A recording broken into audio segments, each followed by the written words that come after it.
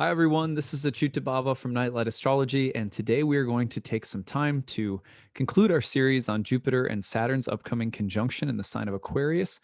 Today, we're going to be looking at a few last things on my list, including Jupiter, the fact that Jupiter is also going to be square to Uranus, that Saturn is going to be square to Uranus. What are these combinations like, archetypally speaking? So we'll take a look at that. We're also going to look at a Saturn return, an example of a famous Saturn return in Aquarius, and give some people out there tips for those of you who are dealing with Saturn returns in Aquarius right now, whether it's your first or your second. Rarely see thirds, but maybe. Um, and we're also going to talk a little bit about how to interpret Jupiter Saturn in your birth chart. I'll give you some resources for that. Um, Along the way, there's a few texts and passages that I'll recommend to you for further reading as well. There's some really good things that you can pick up to read more about Jupiter and Uranus and Saturn and Uranus and things like that. Before I dive in, I want to thank everybody so far who has pitched in and helped me with my annual Kickstarter campaign. For those of you who don't know, the last 40 days of every calendar year this is my seventh year of doing the Kickstarter. The last 40 days of the year, I spend in a period of more focused and concentrated prayer, just kind of preparing myself for the next year of content creation. And during this time, I also fundraise for 40 days, and I ask people to pitch in and support my work if you're able to. We're at 382 backers at the time of this recording today. Our goal is to beat last year's record, which was 690. So we're just trying to get to 691, see if we can do better than last year. We're doing well so far. Remember that when you can click on the link in the comments section or in the description of this video, go to the Kickstarter page. When you donate and support my work on any level, it's super appreciated. Helps us get to that backer number, even if you could only pitch in like $10 or something. But you can also pick up rewards. There's exclusive recordings and interesting seminars that I give in video form, like a series on the nodes of the moon in ancient astrology, on mystical Saturn, on predicting with eclipses, a deep dive into the astrology of 2021. I also have your sun or rising sign horoscope for 2021. So the only place that I release those are through my Kickstarter. So if you want the really extensive look at what's happening for your chart based on your rising sign for 2021, you can pick up a video when you donate that gives you all of that in depth. There's also 50% off all of my programs. Which is even $400 cheaper than my early bird rate. So it's a really good deal if you're thinking, hey, sometime in 2021, I want to take one of Achuta's classes. It's a good time to do it. If you're in my year one programs and you want to take my year two or my horary class, you can bundle them together. You can get the price goes down even further if you put two classes together or bundle three classes together. So I only offer this once a year, last 40 days of the year. So if people sometimes have been asking me, can you bundle rewards? You can do that. There's a way to do that. Kickstarter will only let you choose one reward. But if you back choosing no reward and then just email us at info@nightlightastrology.com, the total different types of rewards that you want, we can combine them for you, no problem. So anyway, thank you so much to everybody who's already pitched in. We're off to a great start. We still have about 30 days left. We'll go to January 1st. So you still have a lot of time, and we're hoping we can, smash our record from last year if possible. All right, so let's go ahead and dive in. I want to do a little refresh, as always, on the real-time clock and just show you what we're talking about. This is the third of a three-part series that I've been doing. We're going to put some finishing touches on today, but here's what we've got.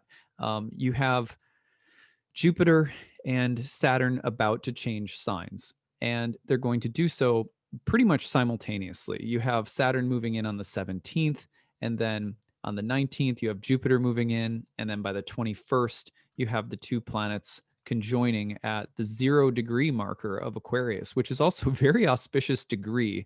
Those cardinal degrees of the signs, they are the inceptional degree. They're the degree that marks the ingress, the big change that you often feel when a planet changes whole sign houses in your chart. That's tracked back to that 0 degree. So people always ask if there's any significance to having a planet at 0 degrees in your birth chart. My experience is not really.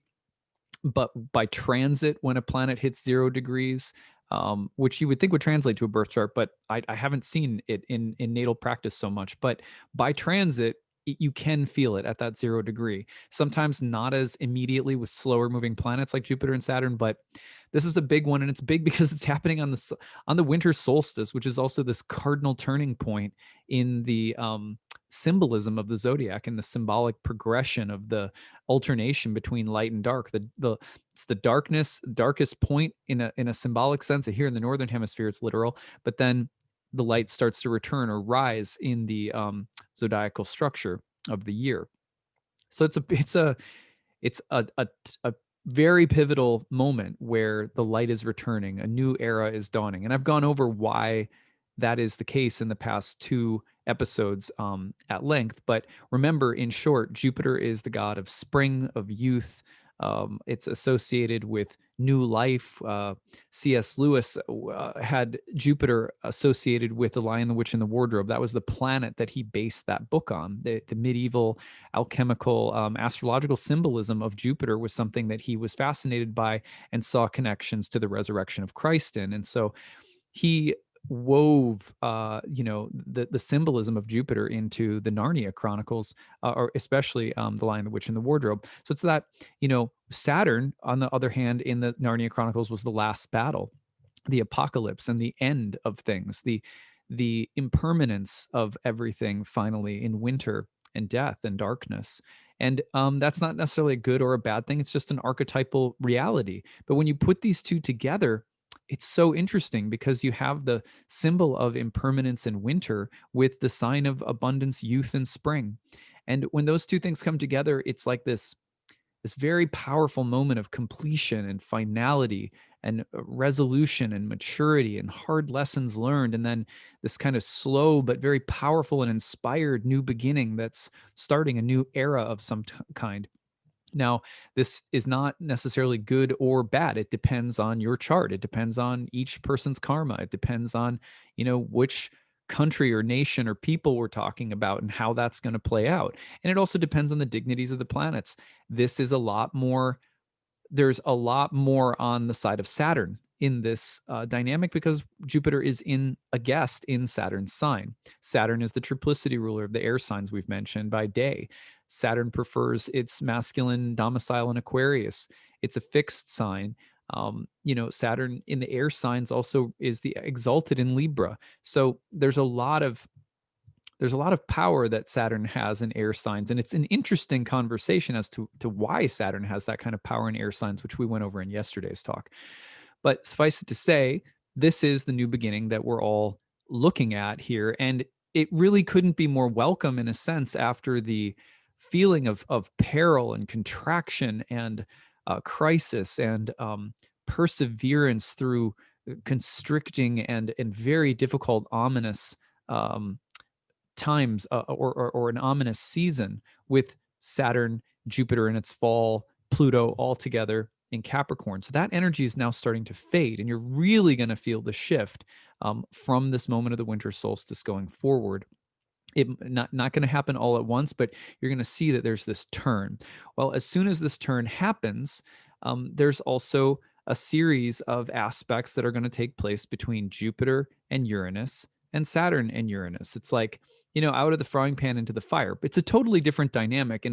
But it is to say that, like, it's not like we're just, just totally free and clear. No, as soon as they change signs, they're now entering into another kind of titanic struggle with a different archetypal principle. Granted, it's not Pluto, so it doesn't have that really deep, intense, potentially sort of paranoid and even the feelings of it being so. That's the underworld. Hades, Pluto has that intense underworld kind of vibe to it, and Uranus is different. So it's a different energy, but it's still a pretty titanic meeting of these planets. So let's track that out and let me show you how this is going to play out. So first of all, Jupiter's the faster moving planet. So after the conjunction between Jupiter and Saturn, who are now by whole sign beholding Uranus. They're seeing Uranus by whole sign through a square now. And one simple way that you can think about it is that when planets see each other through a square, what it means is that they're seeing each other by means of a shape that is in the structure of the zodiac, in this case, namely the square. So I'm just drawing out what the square looks like so that when we say they're in a square, what it means is that the planets are seeing each other by virtue of a shape. That's, isn't that interesting? So that's the shape is what is informing their experience of one another. And in this case, the square, if we go back to the ancient Thema Mundi and you draw the square to the left of Cancer, the sign of the moon, and you draw the square to the right of Leo, the sign of the sun, you get to Scorpio and Aries, the signs of Mars. And hence, the square was associated with the planet Mars. So when they're seeing each other by virtue of a square, you're getting this kind of energy of Mars. Now, the square and the number 4 is also associated, as many people know who study a little bit of numerology, with manifestation. The things taking form or things taking shape. Think about what happens in a I guess some kind of random subdivision in any place in America. When there's empty lots and someone purchases it, it goes from this kind of uneven territory to, oh, there's a bulldozer and they have cleared it out and it's going to be like a rectangle or a square or something that has that kind of hard, something's going to, that shape that says something's going to be built here. It's going to stand here, right? It takes its shape, and the square usually, some kind of square rectangle looking thing comes in. Well, the square is like that. And so this is a powerful transit that has the potential, through a certain kind of struggle, contest of will, differing or conflicting ideals, to manifest something. And I think that that's something tangible will take shape as a result of the clashing between these energies. But there is clashing and things to be figured out between the planets involved. So let's look at first what comes first, and let's track this out. So Jupiter is going to hit the square to Uranus first. And actually, I'm going to take out everything so that we just clean up the screen a little bit. Here we go. So let's go back. Here we go. So it's very quick. Like by January, middle of January, here's January 17th, thereabouts, Jupiter hits the square to Uranus. Okay, it's going to take Saturn a little bit longer because it's a slower moving planet. And then, Uranus is going to fly past. And as soon as Jupiter's going to fly past Uranus. And as soon as it does, then you have Saturn getting involved. And let's see. So we have the two of them getting into it by February 17th. So you got about the middle of January and the middle of February, where 2 months back to back, you're getting this big dialogue between Jupiter and Uranus, and then Saturn and Uranus. Those are two action-packed months to start off the new year, right? And then let's watch how the year evolves. So Saturn is going to go, beyond. It's traveling faster than Uranus. Both Jupiter and Saturn, of course, are faster than Uranus. Now, Jupiter's getting all the way up to the end of Aquarius and is saying, okay, I just came here for a bit. I mean, we get Jupiter in Aquarius basically December to May, and then it pops into Pisces, and then it'll retrograde and come back into Aquarius. But it takes it flies through Aquarius and then hits Pisces, retrogrades back to stay in Aquarius for a while. All right, so Saturn is going to retrograde. And that retrograde starts happening, here about the end of May. And then that retrograde is going to take Uranus back into the square Saturn is going to retrograde, and it's going to take it back into the square with Uranus. And that happens, just so you guys all have a sense of this, this happens about the middle of June. So you can see here are the two planets coming back together about the middle of June. Okay, so, and then you have, let's see. So then the two are going to back off again. And let me go by weeks instead, just to play it out a little quicker. So then you're going to have Uranus retrograde. So Uranus starts retrograding backwards later. And this is over the course of the summer into the fall. And the year ends basically with the two of them coming back together to meet again. And this is going to happen right around the holidays next year, just so that you can can see there it is about like literally winter solstice next year into Christmas, right around there. You've got Saturn squaring Uranus one last time. Now, Jupiter doesn't make it back into the exact square. Let me just make sure I've got that right. Yeah, no, Jupiter doesn't make it into the exact square. So we have one kind of big Jupiter-Uranus moment here in January, and then one in February from Saturn, right? And then you get the Saturn-Uranus dynamic again by the end of the year. And what did I say? Middle of June, I think, is the other one. Now I'm forgetting what I said. Let me go back. Yeah, so middle of June. So you've got February for Saturn, middle of June, and then the very end of the year. That's a action-packed 2021. And remember that whole year, they're still beholding one another. So even though they're not Saturn and Uranus, so even though they're not by degree connected, they're beholding one another. And for a good portion of the year, so is Jupiter. So what can you expect from, these aspects in particular? Because first of all, Jupiter-Uranus has a totally unique dynamic, and so does Saturn and Uranus. When you put them all together, they're not coming together, all three of them at the same time. So that's important because you are kind of compartmentalize them a little bit, but they have very different significations.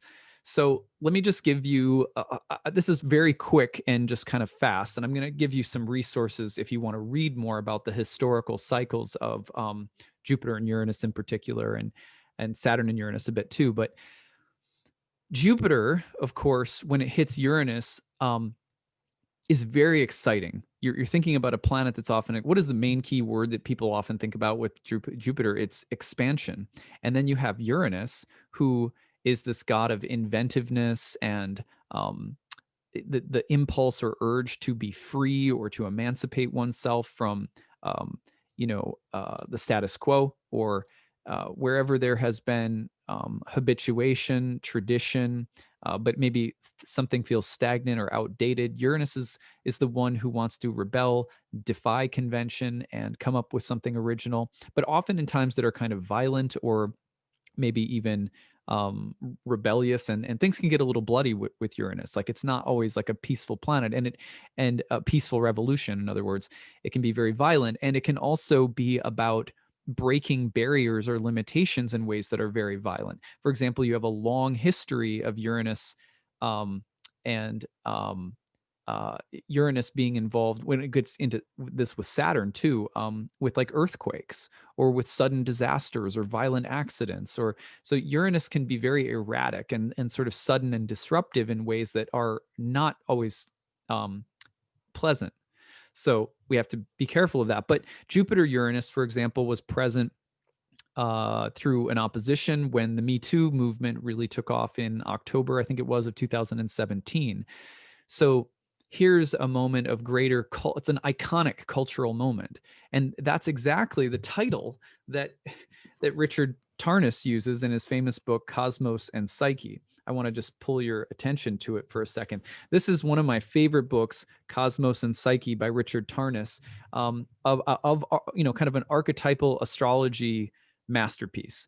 And there is a chapter on the Jupiter-Uranus cycle called Iconic Moments and Cultural Milestones. He talks about cinema and culture and literature and these ways in which film and technology and art experience this great renaissance.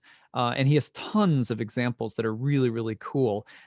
So he mentions, let's see, a whole bunch of debut albums by bands and solo artists during 1968 and 69 when Jupiter and Uranus were configured, such as Joni Mitchell, Crosby, Stills, Nash, Neil Young, James Taylor, Leonard Cohen, Santana, the Allman Brothers, Led Zeppelin, Jeff Beck, Quicksilver Messenger Service, Creedence Clearwater, Blood, Sweat, and Tears, Jethro Tull, Blind Faith, King Crimson, Genesis, Yes. I mean, right? How about Woodstock? So now that had Pluto in the mix of it too. So there's this upsurge of intense underworld, kind of almost Dionysian spirit behind it. But that is also Jupiter-Uranus. That was a Jupiter-Uranus moment. And he talks about the opposition, for example, in 75 and 76, that coincides with the emergence of punk rock and new wave. Patti Smith, the Sex Pistols, the Clash, the Ramones, the Talking Heads, the Cars, the founding of U2. If you go to 1954 to 55, you have films like East of Eden, Rebel Without a Cause, and Giant with James Dean movies. Marlon Brando's On the Waterfront. You have the Beat movement, Allen Ginsberg writing Howl, um, Kerouac's On the Road. So there's these moments where the need for cultural expressions of cultural innovation, artistic innovation, political moments of like fast, because it's a fast transit, but they're like fast explosive moments of kind of iconic cultural moments, and they can be sort of political as well, like the Me Too movement in 2017. Now, if you want to read more about Jupiter-Uranus, I couldn't more highly recommend Cosmos and Psyche, because I can't do justice very quickly to all of the amazing research that he did to show the connection. But so many things that were uh, iconic moments, such as record-setting moments in baseball, from Babe Ruth to Joe DiMaggio, to a really important breakthrough pieces of literature from Carl Jung and Freud. I mean, it is really exciting, and the Renaissance, going all the way back to the Renaissance. So Jupiter-Uranus is very exciting. Like that is at the top of my list for things I'm excited about in 2021, is this idea of um, inspiration, breakthrough, and kind of expansive, boundary breaking innovations in art, music, culture, even like the potential to meet teachers or to have teachers impact your life in ways that are just completely revolutionary. The Jupiter as sort of a guru or teacher, and Uranus as the kind of spark of awakening. So there's this great feeling of awakening that surges behind Jupiter and Uranus. Now, on the flip side, Saturn and Uranus, which Tarnas doesn't spend a lot of time talking about in his book, but there's moments where he does mention, and it's really good to pick up on. Saturn-Uranus has this feeling of the convention, the status quo, the structure, the past, oftentimes meeting with the impulse for revolution or freedom in ways that are very violent and destructive. And so it's like it's such a head screw that the two of them are going to be happening at once. You're going to see this kind of expansion and contraction, all with the underlying spirit of revolution, happening really strongly. For example, contractive forces that are acting with just as much defiance, bravado, strength, resistance, as those that are, say, more expansive or more, so the contractive energy can become very Uranian just as much as the expansive can in 2021. That's so weird. That's what's so weird about it. So if you compare Saturn-Uranus to, to Jupiter-Uranus, you get a different feeling. For example, in April of 2010, well, actually, if you go back and start to, I think it was January of 2010, it's right as Saturn is turning retrograde and moving back into its exact, I want to say it was an opposition. Yeah, I think it was the opposition with Uranus. You had the earthquake in Haiti that I think killed like over 300,000 people. I'll never forget that, because I was in an ayahuasca ceremony. Actually the day after it happened. And that night, while, it was clear that so many people had died or were lost and so forth, I had this kind of apocalyptic, like visionary experience in an ayahuasca ceremony, where I saw all of these souls, like moving to beyond the, like moving across the veil, so to speak, or moving to the other world. And it was clear that they were like Haitian souls, so to speak, and that they were. It was so beautiful. It was like seeing a mandala or a tapestry of their of like Haitian culture, and magic and voodoo, and I mean, just it was just so colorful and beautiful, and these souls were being liberated. And I don't know if that was real or not. I'm not saying that I was seeing something actually happen, but um, it had been something that was like I felt really uncertain about whether I wanted to go into a ceremony that night or not, just because, it was such a heavy thing in the news, and I was like, oh man, I don't know if I want to go into a ceremony, But it ended up being this very healing experience. Anyway, sorry, that's a random story that I have, but it was such a powerful story, um, and one of the things that stuck with me though was about the it was one of the most important moments that I saw in my life in terms of the prison of the material world and this moment of great release, and how the way that we create culture, especially spiritually, it takes the material, the matter that can otherwise be like a prison, and it spiritualizes it. So it was like this understanding of spiritual culture as something that alchemizes and liberates us from the bondage of just base matter, and then seeing souls being sort of released from the prison of matter. And it was a beautiful thing. It wasn't at all a scary thing, and realizing that this is a multi-dimensional universe. And I mean, it was something that I had had experiences of previously with ayahuasca, but for whatever reason, this vision of this kind of Haitian exodus of souls was like so beautiful, and it gave me a lot of comfort at that time. I'm sure that maybe that I'm sure it wasn't feeling that way at all, in Haiti, right? But anyway, but that was such a Saturn Uranus moment, and Saturn had was just about to turn was just turning retrograde to go back into the opposition, and those are really important moments in these outer planetary cycles. At any rate, then a few months later, when it was exact, you had the Deepwater Horizon explosion. I think that's what it was called, but it was the big. I think they made a movie about it. I feel like Mark Wahlberg was in it or something. But yeah, the oil rig that blew up, and so you get this idea of the idea of some with Saturn Uranus is a bit more about structures sort of detonating or being purposefully defied or dismantled, and there's much more of a clash between structure and form, and breaking or dismantling structure, form, or tradition.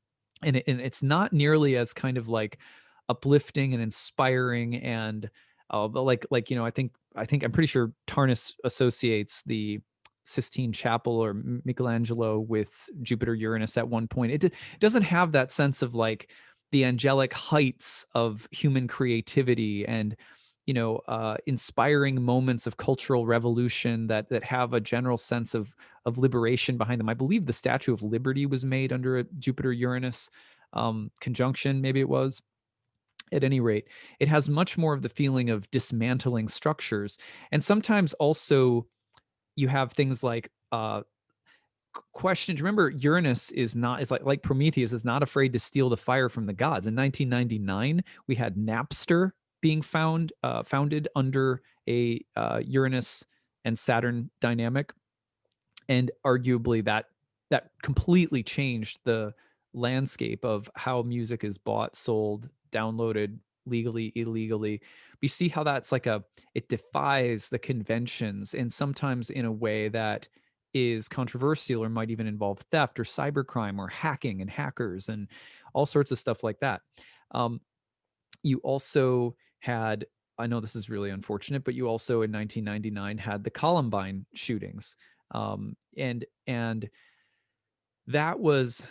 I mean, that was so Saturn Uranus in the sense that you had these really these I just want to call them broken youth, and the way that they spoke out against something.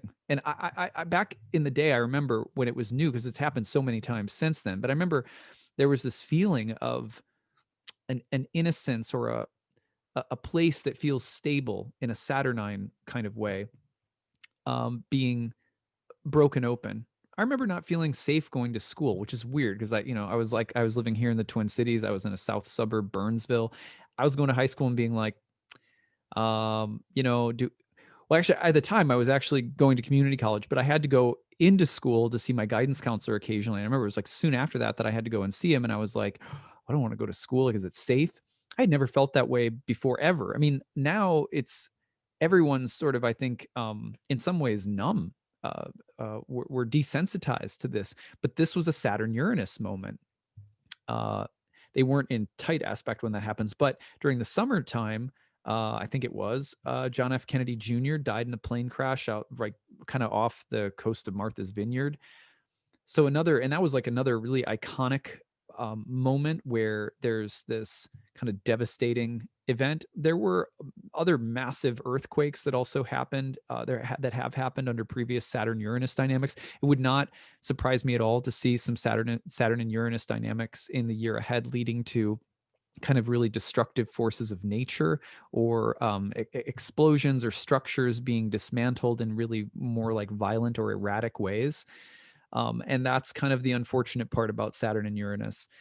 Um, so those are just some examples so you can kind of get a feel for it. But the most general thing that you could say is that whether it's the conventionality of Saturn, or it's the love of what is familiar and sturdy, and I resist what is outside. Right, that's a Saturn dynamic. Not so much because Saturn represents structure, as much as Saturn tends to heighten the polarity or the opposition between the status quo and what is outside of it. Build a wall, right? That's a Saturn phrase, not because Saturn is walls, but because Saturn fears the new and clings to the old. Or in some cases, Saturn will Saturn can also be very, in Aquarius especially, can denounce the old and obsess over the new, but almost with equal rigidity, almost like it's put up a wall between the future and the past, and I'm on the side of the future now.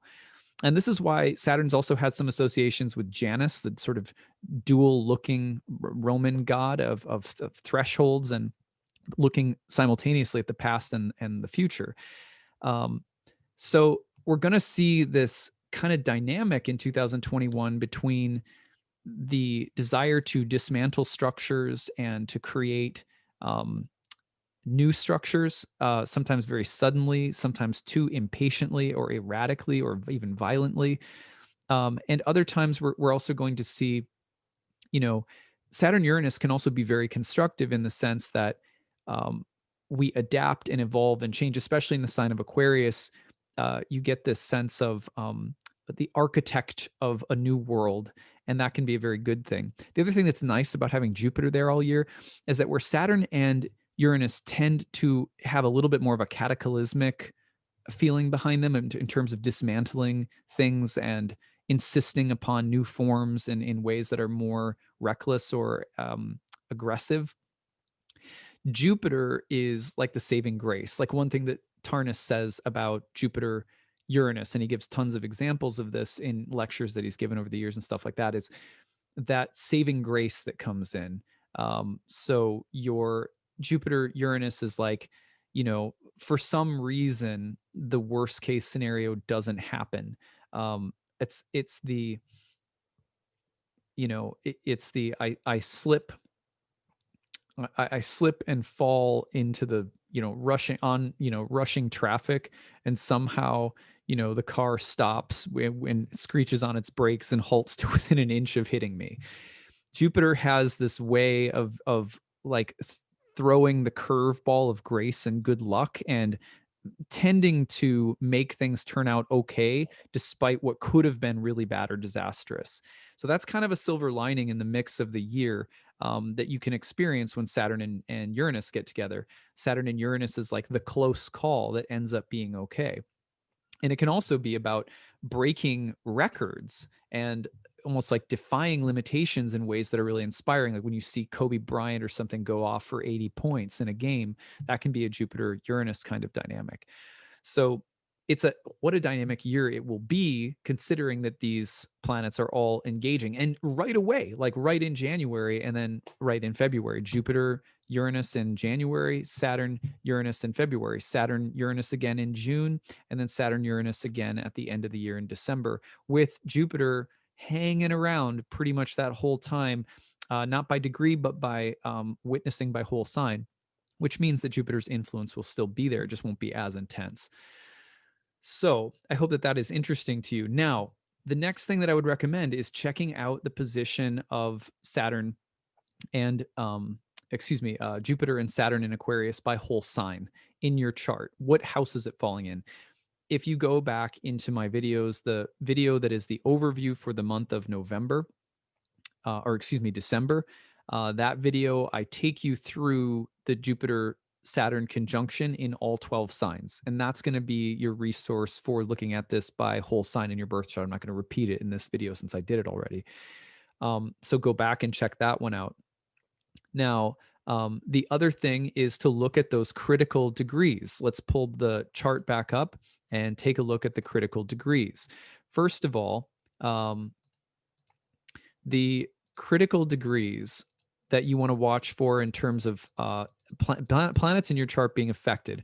I use what ancient astrologers use, which is about a 3-degree range called an engagement range.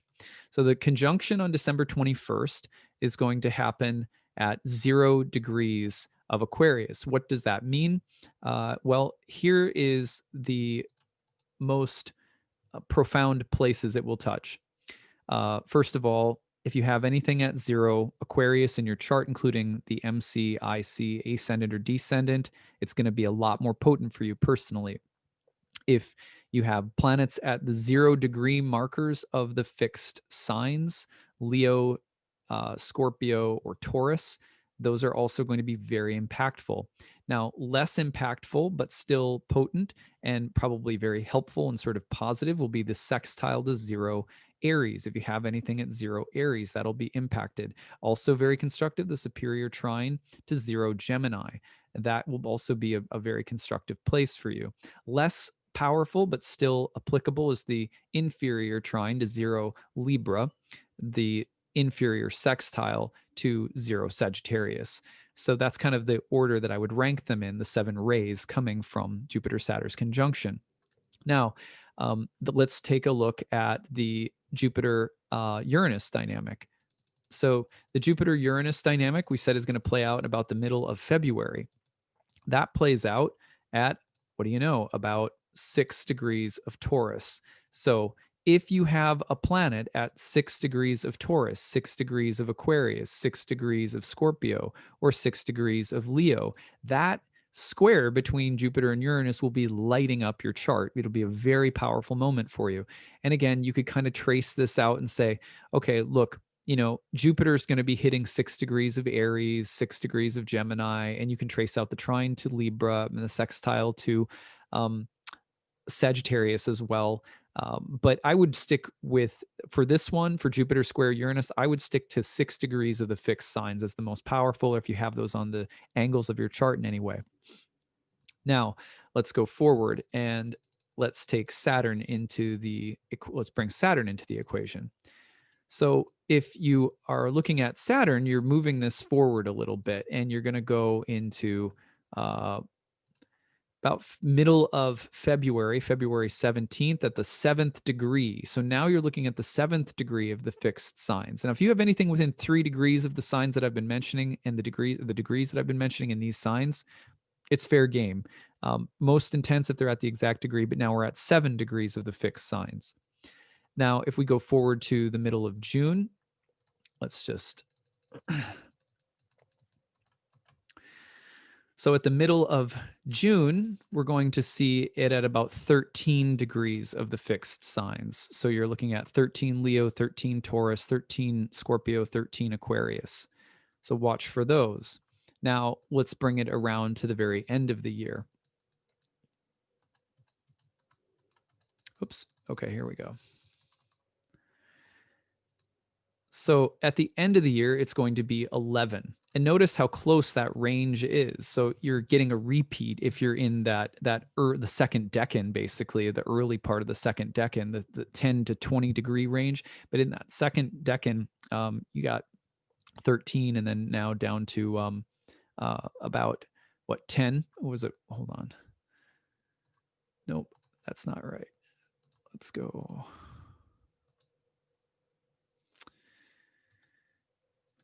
Yeah, it's going to be 11 degrees. Yeah, so it's 11. And that would be for the fixed signs again. So you've got Aquarius and Taurus, and then Scorpio and Leo. And I would think of those as the most, important. Now, if you have planets at any of the fixed signs in the year ahead for Jupiter, you want to track those out too, because Jupiter hitting oppositions or squares to planets in your natal chart in fixed signs, that'll probably be pretty beneficial overall. It depends on the context of your chart, but that'll probably be very beneficial. All right. So now, finally, what I want to leave you with is a Saturn return. If it's your Saturn return, first Saturn return versus second Saturn return, I'm going to just say something very briefly about each of these.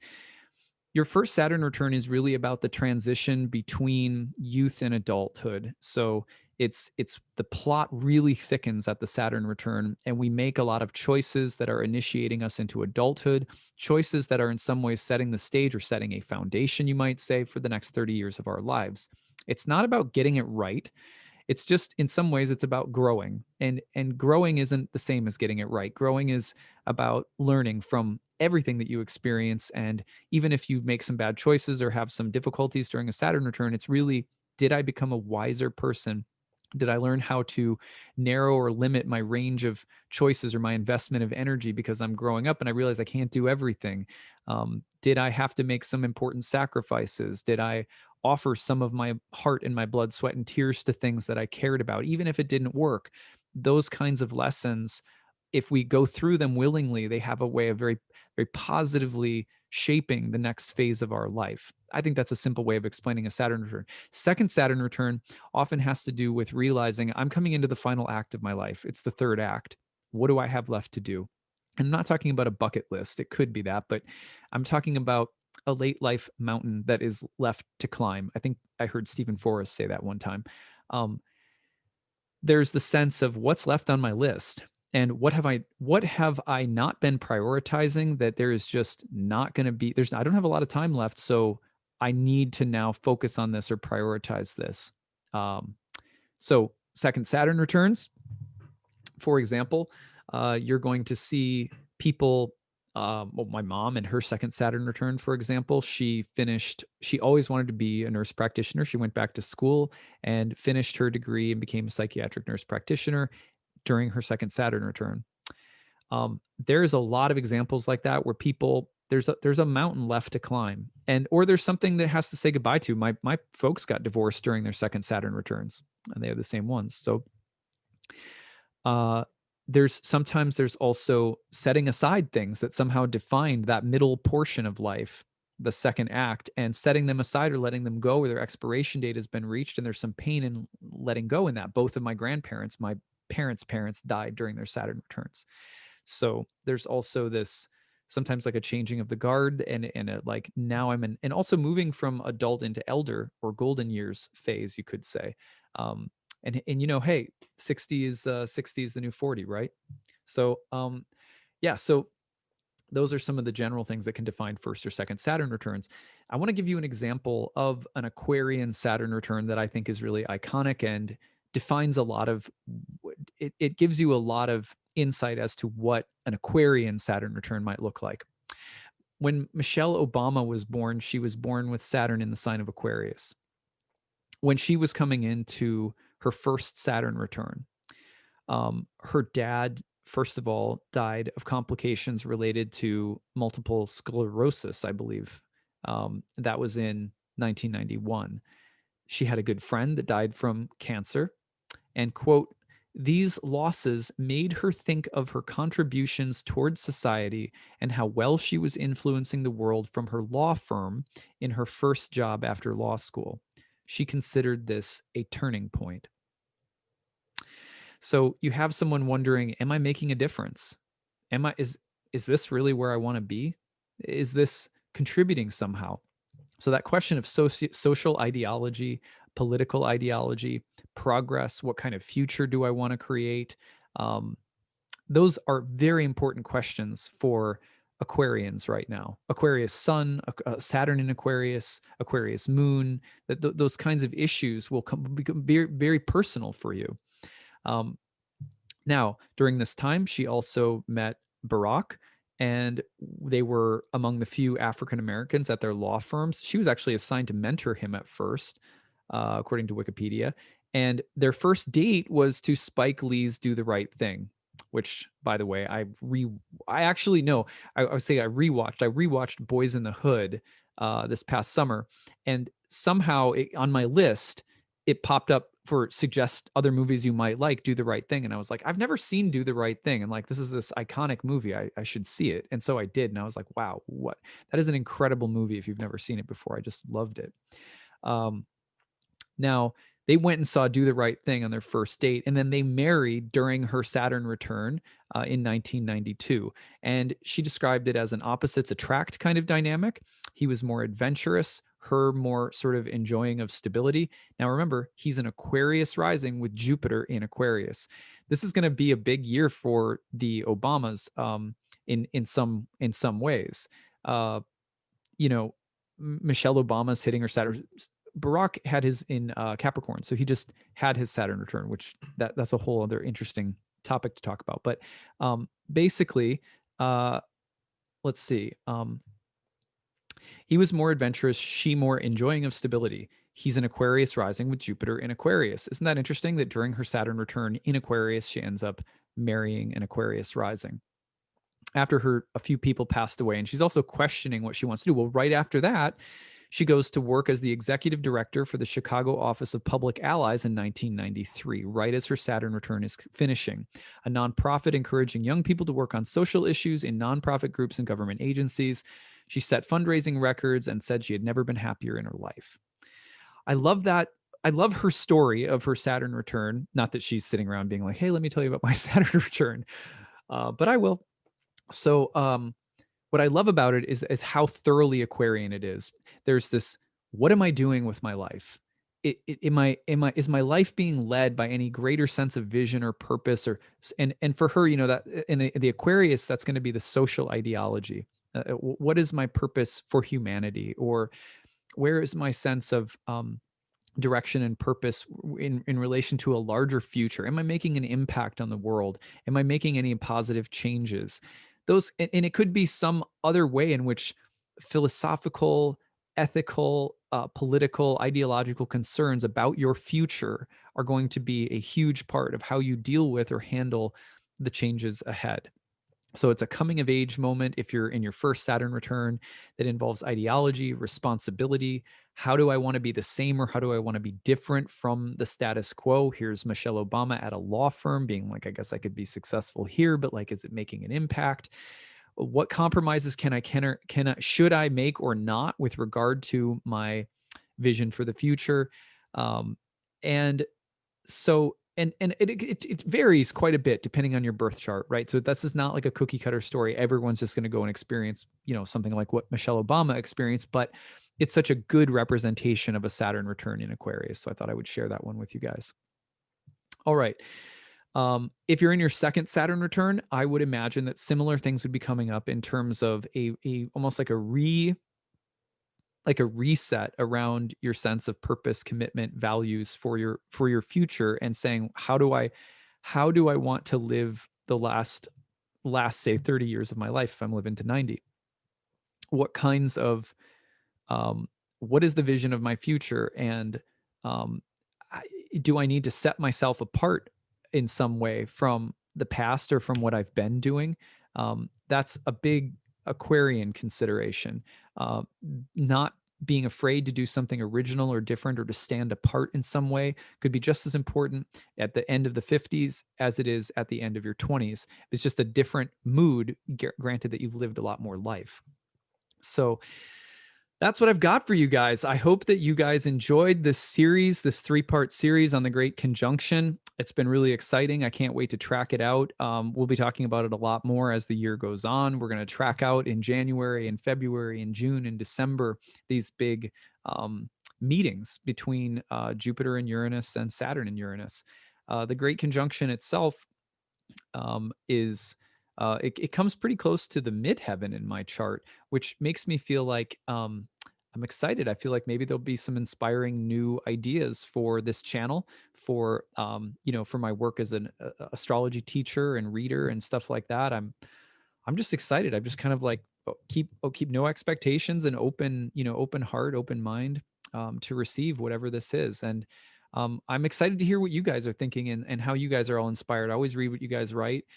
It's always nice to, to read your comments. So please feel free to tell me how you're anticipating this in your own chart or where it falls in your own chart. Are any of those aspects we mentioned going to hit planets in your chart? That's really fascinating too. Remember, I have about 30 days left in my Kickstarter. We're trying to get to 691. If you guys enjoy this channel, if you share it, if you like it, if you subscribe to it, if it's a daily companion for you throughout your year, please consider pitching in and helping support me. You're helping to I have a 3-team staff that helps me with everything I do. The main reason that I need them is that in addition to, being a teacher and a reader, doing this work for everybody requires it's a group effort. So you're helping to support Delia, my personal assistant, Nanice, and also Kat. A lot of you guys know Kat, who comes on and helps me all the time, and she's really the one who helps me manage all the social media dimension of this, which is regularly flooded with questions and responses and emails and things like that. So we support them. If we meet our base goal of $75,000, that ensures that the operation keeps going as is. Everything beyond that is a bonus to, that's part of how I support myself and my family throughout the year. So help us get there. We're almost to the initial threshold goal of 75,000. We're also, about 300 backers off from beating our goal for last year. You can pick up lots of different rewards when you do. So check it out in the comments section below. And I really deeply appreciate all of your support. Can't wait to visit the rest of the astrology this month. We got a big eclipse coming up in Sagittarius this month, so there's still a lot to come. And we might even come back to do something fun. I think I'm having Raphael Ray. Do you guys know him? He's a tarot reader, and I think he's going to come in and do something fun for the Great Conjunction with some tarot cards as well. So we'll try to make it fun here at the end of the year. All right, that's what I've got for today. Take it easy, everyone. Bye.